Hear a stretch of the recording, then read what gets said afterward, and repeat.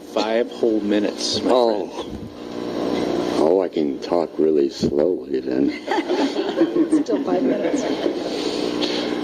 Global warming again.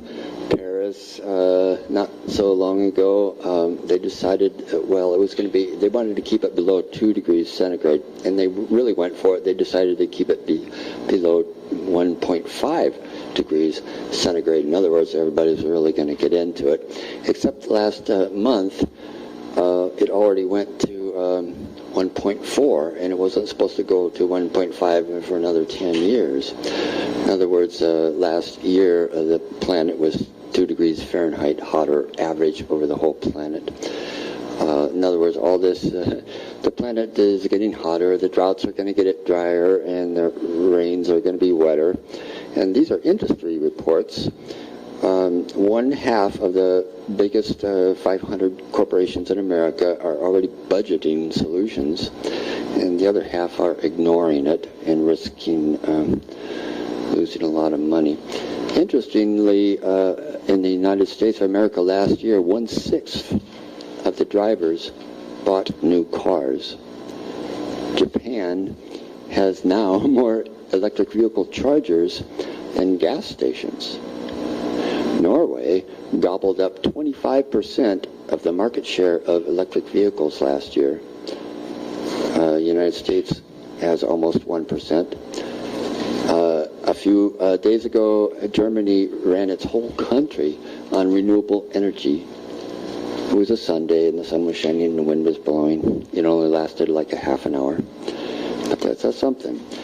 Now, everybody knows that to solve these problems, the technology solutions are putting up wind turbines, buying electric lights, LED electric lights, electric vehicles, and putting up solar panels, which all make money and solve the problem.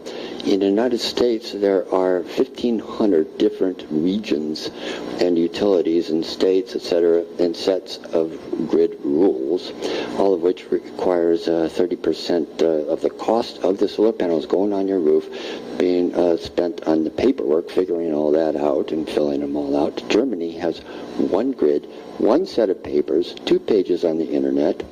China, we just found out, has one big grid. 1.1 billion people on the same grid with no papers to fill out. They make the best solar panels now with these huge factories, all robots in the world, and they used to sell them all to us at really cheap. Well, now they decided, we complained, because they're underselling us. Now they're going to keep them all, they're keeping them all in their country and putting them up like crazy. And you probably heard that Exxon is getting sued by the Obama administration because way back in the 60s and the 70s, the oil companies did deep research into how carbons could heat the planet, and then after a while they decided, no, we're not going to talk about it because we would lose a lot of money. Nobody's going to go for it. They're not going to go for it, so we'll just keep it quiet. Boy, did they get into keeping it quiet. They hired the cigarette scientists, phony guys, which is proven, to run commercials, which they have all this time. They finally got busted. The scientists who did all those stepped up, and here I bring all this bad news to you, and oh boy. So don't be mad at me. I know you're not. Don't be mad at yourselves. Don't be mad at the staff. Don't be mad at the code. Don't be mad at the colleges that taught the code and the staff and everybody. Don't be mad at the professors who are cherry-picked by the oil companies to run these big architectural schools, etc. And don't be mad at the congressional people for appropriating money. So it turns out the Exxon people spoon-fed everybody the whole way along. And now we have to clean up their mess.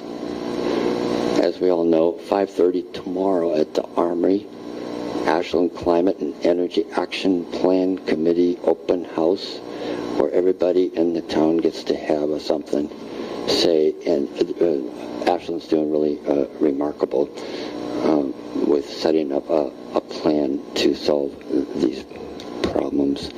Thank you very much.